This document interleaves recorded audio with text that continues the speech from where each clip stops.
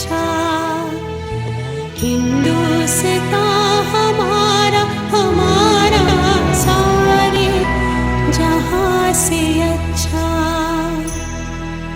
हिंदुस्तान हमारा।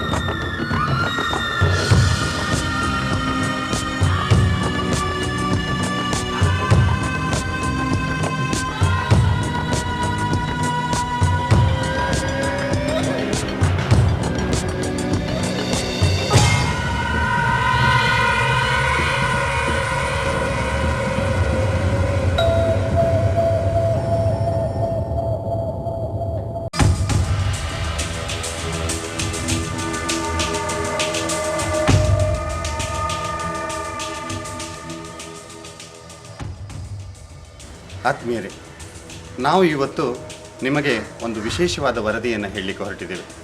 ಈ ವಿಶೇಷ ವರದಿ ಅಂದರೆ ಬೇರೇನೂ ಅಲ್ಲ. ಕರ್ನಾಟಕ ರಾಜ್ಯದಲ್ಲಿ ಸುಸಂಸ್ಕೃತರು, ಮಾನವೀಯತೆಯನ್ನು ಮೆರೆಯುವವರು, ಆಶ್ರಯದಾತರು ಹಲವಾರು ಜನರಿದ್ದಾರೆ. ಆದರೆ ಎಲ್ಲರೂ ನನ್ನವರು ಎನ್ನುವ ದೃಷ್ಟಿಯಲ್ಲಿ ಮನುಷ್ಯ ಬದುಕಲಿಕ್ಕೆ ಸಾಧ್ಯವೇ ಇಲ್ಲ. ಮನುಷ್ಯನಿಗೆ ಕೆಲವರು ಸಂಬಂಧಿಕರಿರ್ತಾರೆ, ಇನ್ನು ಕೆಲವರು ತನ್ನವರೆಂದುಕೊಂಡು ಬೇರೆಯವರನ್ನು ತಿಳ್ಕೊಳ್ತಾರೆ. ಹಾಗೆಯೇ ಇನ್ನು ಕೆಲವರಿಗೆ ಅನಾಥ ಪ್ರಜ್ಞೆ ಕಾಡ್ತಾನೆ ಇರ್ತದೆ. ಕಳೆದ 15 ದಿನಗಳ ಹಿಂದೆ ರಾಷ್ಟ್ರೀಯ ಹೆದ್ದಾರಿ 17ರಲ್ಲಿ ಕಾಲೇಜಿನ ಪಕ್ಕ ಒಂದು ಅಪಘಾತ ಸಂಭವಿಸಿತ್ತು. ಈ ಅಪಘಾತದಲ್ಲಿ ಹೊರಗಿನ ಊರಿನ ಒಂದು ಯುವಕ ಅಪಘಾತಕ್ಕೀಡಾಗಿದ್ದ. ಇಂತಹ ಒಂದು ಸಂದರ್ಭದಲ್ಲಿ ಹಿರೇಗುತ್ತಿಯ ಆಶ್ರಯ ಫೌಂಡೇಶನ್ನಿನ ಅಧ್ಯಕ್ಷರಾದಂಥ ಶ್ರೀ ರಾಜೀವ್ ಗಾಂವ್ಕರ್ರವರು ಮಾರ್ಗದಿಂದ ಬರ್ತಾನೆ ಇದ್ದರು. ತಮ್ಮ ಗಾಡಿಯಲ್ಲಿ ಈ ಒಂದು ಅಪಘಾತಕ್ಕೀಡಾದ ವ್ಯಕ್ತಿಯನ್ನು ಅವರು ನೋಡ್ತಾರೆ. ಆ ಸಂದರ್ಭದಲ್ಲಿ ಆ ವ್ಯಕ್ತಿಯನ್ನು ಅಂಕೋಲಾದ ಸರ್ಕಾರಿ ಆಸ್ಪತ್ರೆಗೆ ದಾಖಲು ಮಾಡ್ತಾರೆ. ಅಂಕೋಲಾದ ಆಸ್ಪತ್ರೆಯ ವೈದ್ಯರು ಅವರನ್ನು ಪರೀಕ್ಷಿಸಿ ಅವರಿಗೆ ಹೊಟ್ಟೆಯ ಭಾಗಕ್ಕೆ ಹೆಚ್ಚಿನ ನೋವಿರೋದ್ರಿಂದ ಅವರನ್ನು ಕಾರವಾರದ ಆಸ್ಪತ್ರೆಗೆ ದಾಖಲನ್ನು ಮಾಡಬೇಕು ಅಂತ ಹೇಳ್ತಾರೆ. ಅದೇ ಸಂದರ್ಭದಲ್ಲಿ ಇದೇ ರಾಜೀವ್ ಗಾಂವ್ಕರ್ರವರು ಆ ಒಂದು ವ್ಯಕ್ತಿಯನ್ನು, ಅಪಘಾತಕ್ಕೀಡಾದ ವ್ಯಕ್ತಿಯನ್ನು ಕಾರವಾರದ ಆಸ್ಪತ್ರೆಗೆ ದಾಖಲು ಮಾಡಿದರು. ಈ ಕಾರವಾರದ ಆಸ್ಪತ್ರೆಯಲ್ಲಿ ದಾಖಲು ಮಾಡಿದ ತಕ್ಷಣ ಅವರ ಸಂಬಂಧಿಕರು ಯಾರು ಅನ್ನುವ ಪ್ರಶ್ನೆ ಪ್ರಥಮವಾಗಿ ವೈದ್ಯರನ್ನು ಕಾಡ್ತದೆ. ಹಾಗೆಯೇ ವೈದ್ಯರು ಏನು ಮಾಡಿದರು ಅಂದರೆ ಇವರನ್ನು ಕೇಳಿದರು, ಅವರಿಗೆ ಯಾರು ಸಂಬಂಧಿಕರಿದ್ದಾರೆ, ಅವರ ಸಂಬಂಧಿಕರು ಯಾರು ಬರಲಿಲ್ವಾ ಅನ್ನೋ ವಿಷಯವನ್ನು ಅವರು ಕೇಳ್ತಾರೆ. ಆ ಕೇಳಿದಂಥ ಸಂದರ್ಭದಲ್ಲಿ ಇವರಿಗೆ ಏನೇ ತೊಂದರೆ ಆದ್ರೂ ಆಶ್ರಯ ಫೌಂಡೇಶನ್ ಅಧ್ಯಕ್ಷನಾದ ತನಗೆ ತಿಳಿಸಿ ಅನ್ನುವ ವಿಷಯವನ್ನು ರಾಜೀವ್ ಗಾಂವ್ಕರ್ ಅವರು ಕಾರವಾರದ ಆಸ್ಪತ್ರೆಯಲ್ಲಿ ಹೇಳಿ ಬಂದಿರ್ತಾರೆ. ಹಾಗೆಯೇ ಕಳೆದ ಈಗ ಒಂದು 3 ದಿನಗಳ ಹಿಂದೆ ಈ ಒಂದು ವ್ಯಕ್ತಿ ಅಪಘಾತಕ್ಕೀಡಾದ್ರಿಂದ ಅವನು ಸಾವಿಗೀಡಾಗ್ತಾನೆ ಆಸ್ಪತ್ರೆಯಲ್ಲಿ. ಅದೇ ಸಂದರ್ಭದಲ್ಲಿ ಆ ಒಂದು ವೈದ್ಯರು ಈ ರಾಜೀವ್ ಗಾಂವ್ಕರ್ ಅವರ ದೂರವಾಣಿ ಕರೆ ಮೂಲಕ ಈ ವ್ಯಕ್ತಿ ಅಸುನೀಗಿದ್ದಾನೆ ಎನ್ನುವ ವಿಷಯವನ್ನು ಇವರಿಗೆ ತಿಳಿಸ್ತಾರೆ. ಈ ವಿಷಯವನ್ನು ತಿಳಿಸಿದ ತಕ್ಷಣ ಇದೇ ರಾಜೀವ್ ಗಾಂವ್ಕರ್ ಅವರು ಕಾರವಾರಕ್ಕೆ ಹೋಗಿ ಆ ಶವವನ್ನು, ಆ ಒಂದು ಅಪಘಾತಕ್ಕೀಡಾದ ವ್ಯಕ್ತಿಯ ಶವವನ್ನು ಅಂಕೋಲಾದ ಒಂದು ರುದ್ರಭೂಮಿಗೆ, ಈ ಪುಣ್ಯಕ್ಷೇತ್ರಕ್ಕೆ ತೆಗೆದುಕೊಂಡು ಬಂದು ಇಲ್ಲಿ ಶವ ಸಂಸ್ಕಾರದ ವಿಧಿವಿಧಾನಗಳನ್ನು ಮುಗಿಸಿ ಇಲ್ಲಿ ನೆರವೇರಿಸಿದರು. ಯಾಕೆ ಈ ಮಾತನ್ನು ನಾವು ಇಷ್ಟು ವಿಸ್ತಾರವಾಗಿ ಹೇಳಲಿಕ್ಕೆ ಹೊರಟಿದ್ದೇವೆ ಅಂದರೆ, ಅನೇಕ ಜನ ಬೇರೆ ಬೇರೆ ವಿಷಯಗಳಲ್ಲಿ ಸಹಾಯವನ್ನು ಮಾಡ್ತಾರೆ, ಆದರೆ ಸತ್ತ ತಕ್ಷಣ ಯಾರೂ ನೆರವಿಗೆ ಬರೋದಿಲ್ಲ. ಅನಾಥ ಶವವಾಗಿ ಕಾಡುವಂಥ ಒಂದು ಈ ಪ್ರಜ್ಞೆ ಯಾರಿಗೂ ಬೇಡ. ಆದರೆ ರಾಜೀವ್ ಗಾಂವ್ಕರ್ ಅವರು ಎಲ್ಲರೂ ಈ ಸಮಾಜದಲ್ಲಿ ನನ್ನವರು ಎನ್ನುವ ಒಂದು ದೃಷ್ಟಿಕೋನವನ್ನು ಇಟ್ಟುಕೊಂಡು ರಾಜೀವ್ ಗಾಂವ್ಕರ್ ಮತ್ತು ಅವರ ಗೆಳೆಯರ ಬಳಗ ಈ ಒಂದು ಅಂಕೋಲಾದ ಈ ಒಂದು ರುದ್ರಭೂಮಿಗೆ, ಅಂದರೆ ಈ ಪುಣ್ಯ ಭೂಮಿಗೆ ಕರೆದುಕೊಂಡು ಬಂದು ಆ ಶವವನ್ನು ತೆಗೆದುಕೊಂಡು ಬಂದು ಈ ಶವಾಗಾರದಲ್ಲಿ ಇರಿಸಿ ತಾವೇ ಸ್ವತಃ ಆ ಒಂದು ಶವಕ್ಕೆ ಬೆಂಕಿಯನ್ನು ಇಡುವುದರ ಮೂಲಕ ಮಾನವೀಯತೆಯನ್ನು ಮೆರೆದು ಈ ಒಂದು ಅಂಕೋಲಕ್ಕಷ್ಟೇ ಅಲ್ಲ, ಒಂದು ರಾಜ್ಯದ ಉತ್ತಮ ವ್ಯಕ್ತಿ ಅಂತ ಅನಿಸ್ಕೊಂಡಿದ್ದಾರೆ ಅಂದರೆ ತಪ್ಪಾಗಲಿಕ್ಕಿಲ್ಲ. ಇವರ ಒಟ್ಟಿಗೆ ಸಹಾಯಕರಾಗಿ ಸ್ಕೌಟ್ಸ್ ಮತ್ತು ಗೈಡ್ಸ್ನ ಕಾರ್ಯದರ್ಶಿಗಳಾದಂಥ ದೇವರಾಯ್ ಗೋಳಿಕಟ್ಟೆ, ಹಾಗೆ ಸಮಾಜ ಸೇವಕರಾದಂಥ ಅರುಣ್ ನಾಯಕ್, ವಸಂತ್ ನಾಯಕ್ ಮತ್ತು ಈ ಸ್ಮಶಾನ ಕಾವಲುಗಾರ ರಘುವೀರ್ ಐಗಳ್ರವರು ಉಪಸ್ಥಿತರಿದ್ದು ಎಲ್ಲ ವಿಧಿವಿಧಾನಗಳನ್ನು ಮುಗಿಸಿದರು. ಹೀಗೆಯೇ ತಾಲೂಕಿನಲ್ಲದೆ ಇರ್ಬೋದು, ಯಾವುದೇ ಒಂದು ಪ್ರದೇಶದಲ್ಲಿ ಅಕಸ್ಮಾತ್ ಅಪಘಾತಕ್ಕೀಡಾಗಿ ಮರಣ ಹೊಂದಿದಂಥ ವ್ಯಕ್ತಿಗಳಿಗೆ, ಅಂದರೆ ಬದುಕಿರುವಾಗ ಎಲ್ಲರೂ ನನ್ನವರು ಎನ್ನುವ ಭಾವನೆ ಇರ್ತದೆ. ಪ್ರತಿಯೊಬ್ಬರು ಹಣ ಇರುವಾಗ ಬರ್ತಾರೆ, ಮುಂದೆ ಓಡೋಡಿ ಬರ್ತಾರೆ, ಇವರು ನನ್ನವರು ಎನ್ನುವ ಆತ್ಮೀಯ ಅಭಿಮಾನವನ್ನು ವ್ಯಕ್ತಪಡಿಸ್ತಾರೆ. ಆದರೆ ಒಂದು ವ್ಯಕ್ತಿ ಅಪಘಾತಕ್ಕೀಡಾಗಿ ಶವವಾಗಿ ಬಿದ್ದಿರ್ತಾನೆ ಸಂದರ್ಭದಲ್ಲಿ ಇಂತಹ ಒಂದು ಆಶ್ರಯ ಫೌಂಡೇಶನ್ ಅಂತ ಒಂದು ಸ್ವಯಂ ಸೇವಾ ಸಂಸ್ಥೆಗಳು ಮುಂದೆ ಬಂದು ಇಂಥ ಒಂದು ವಿಧಿವಿಧಾನಗಳನ್ನು ಮುಗಿಸೋದ್ರಿಂದ ಅವರಿಗೂ ಸಹ ಅನಾಥ ಪ್ರಜ್ಞೆ ಕಾಡೋದಿಲ್ಲ.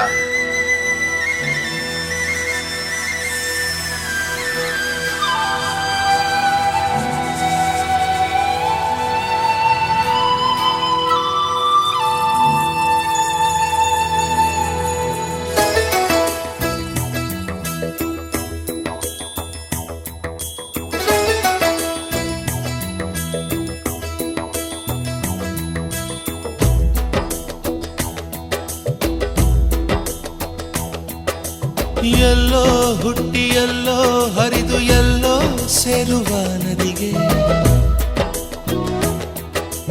ಗಾಳಿ ಗೆಳೆಯ ಹಸಿರು ಗೆಳತಿಯಾರ ಕನಸು ಈ ಬೆಸುಗೆ, ಪರಿಚಯದ ಹಂಗು ಅತಿಶಯದ ಗುಂಗು ಇರದಿಂತ ಬಂಧಗಳಿಗೆ, ಬೆರೆತಿರಲು ಮನಸ್ಸು ಎಣೆದಿರಲು ಕನಸು ಕಡಿವಾಣವಿಲ್ಲ ಖುಷಿಗೆ, ಪರಿಚಯದ ಹಂಗು ಅತಿಶಯದ ಗುಂಗು ಇರದಿಂತ ಬಂಧಗಳಿಗೆ, ಬೆರೆತಿರಲು ಮನಸ್ಸು ಎಣೆದಿರಲು ಕನಸು ಕಡಿವಾಣವಿಲ್ಲ ಖುಷಿಗೆ, ನಗುವೆ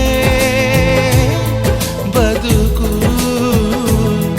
ನಗು ನಗುತ್ತಾ ಪ್ರೀತಿಯಲ್ಲಿ ಮುಳುಗು, ಎಲ್ಲೋ ಹುಟ್ಟಿ ಎಲ್ಲೋ ಹರಿದು ಎಲ್ಲೋ ಸೇರುವ ನದಿಗೆ, ಗಾಳಿ ಗೆಳೆಯ ಹಸಿರು ಗೆಳತಿಯಾರ ಕನಸು ಈ ಬೆಸುಗೆ.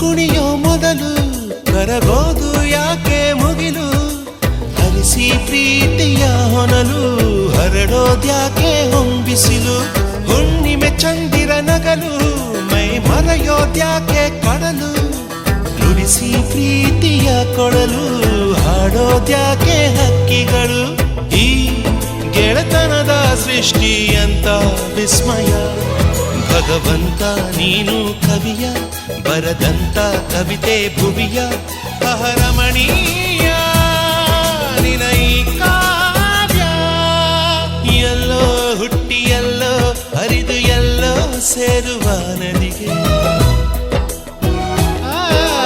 ಗಾಳಿ ಗೆಳೆಯ ಹಸಿರು ಗೆಳತಿಯಾರ ಕನಸು ಈ ಬೆಸುಗೆ.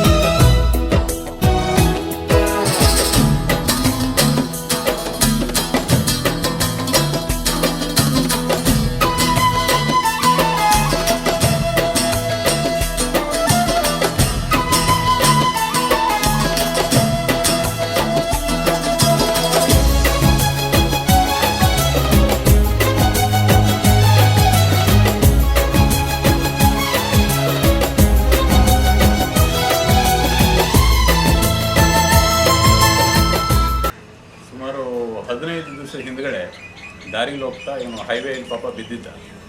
ಅವನು ನಾವೆಲ್ಲ ಸೇರಿ ತಾಲೂಕು ಆಸ್ಪತ್ರೆಗೆ ದಾಖಲಿಸಿದ್ವಿ. ಆಮೇಲೆ ಅವ್ನು ಹೆಲ್ತ್ ಇನ್ವೆಸ್ಟಿಗೇಷನ್ ಮಾಡಿದಾಗ ಗೊತ್ತಾಯಿತು ಅವ್ನು ಪಾಪ ಲಿವರ್ ಕಂಪ್ಲೀಟಾಗಿ ಡ್ಯಾಮೇಜ್ ಆಗಿದೆ ಅಂತ.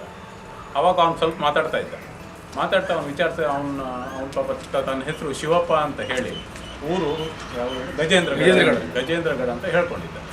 ನಾವು ಆಮೇಲೆ ಇಲ್ಲಿ ತಾಲೂಕಾ ಅಧಿಕಾರಿಗಳ ಹತ್ರ ಮಾತಾಡಿದಾಗ ಅವರು ನಮ್ಮ ಹತ್ರ ಅಂಥ ವ್ಯವಸ್ಥೆ ಇಲ್ಲ, ಅವ್ನು ಚಿಕಿತ್ಸೆ ಕೊಡುವಂಥ ವ್ಯವಸ್ಥೆ ಇಲ್ಲಿಲ್ಲ, ಅವನ ಉನ್ನತ ಚಿಕಿತ್ಸೆಗಾಗಿ ಡಿಸ್ಟ್ರಿಕ್ಟ್ ಹಾಸ್ಪಿಟ್ಲಿಗೆ ಶಿಫ್ಟ್ ಮಾಡ್ತೀವಿ ಅಂತ ಹೇಳಿದರು.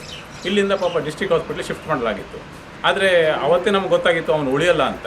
ಸೊ ಆ ಕಾರಣದಿಂದ ನಾನು ಅಲ್ಲಿ ಡಿಸ್ಟ್ರಿಕ್ಟ್ ಅಧಿಕಾರಿಗಳಿಗೆ ಹೇಳ್ಬಿಟ್ಟು ಬಂದಿದ್ದೆ, ಅವ್ನು ಇನ್ ಕೇಸ್ ಯಾವತ್ತು ಮರಣ ಅಂತ ಆದರೆ ನನಗೆ ಇನ್ಫಾರ್ಮ್ ಮಾಡಬೇಕು, ಅವನ ಅಂತ್ಯಕ್ರಿಯೆ ನಾವೇ ಮಾಡ್ತೀವಿ ಅಂತ.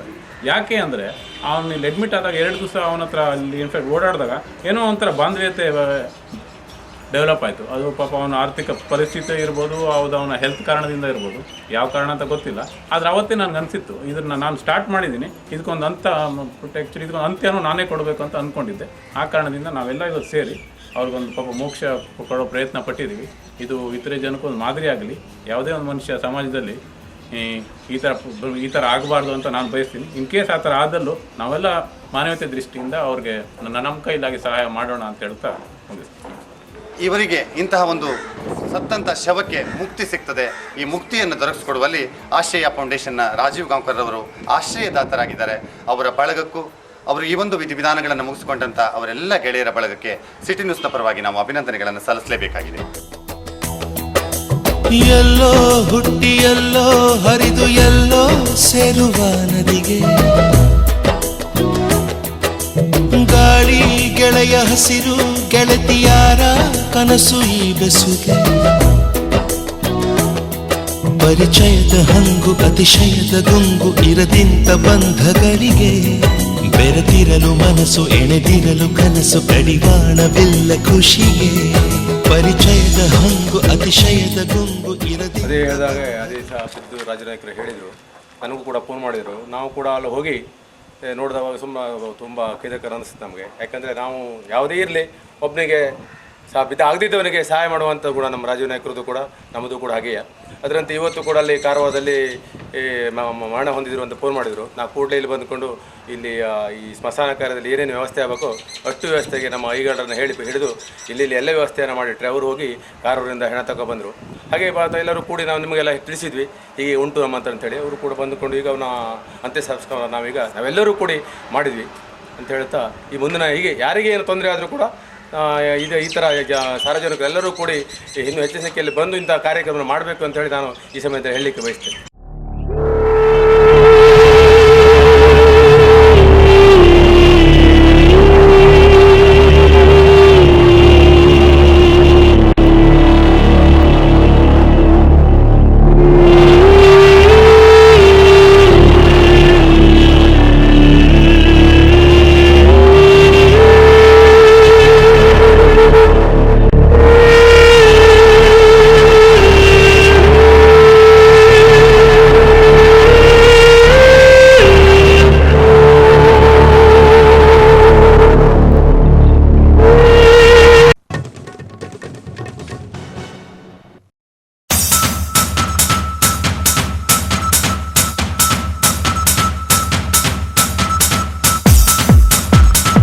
ಶ್ರೀ ಮಹಾಗಣಪತಿಯ ಆಶೀರ್ವಾದದೊಂದಿಗೆ ಅಂಕೋಲಾದ ಗಣಪತಿ ದೇವಸ್ಥಾನದ ಹತ್ತಿರ ನೂತನವಾಗಿ ಆರಂಭಗೊಂಡಿರುವ ರಾಘವಿ ಆರ್ಟ್ಸ್ನ ಸಂದೀಪ್ ನಾಯ್ಕ್ ಅಂಕೋಲಾರವರಿಂದ radium cutting, number plate, digital board, flex banner writing, visiting card, ಎಲ್ಲ ತರಹದ ಆರ್ಟ್ಸ್ ವರ್ಕ್ಸ್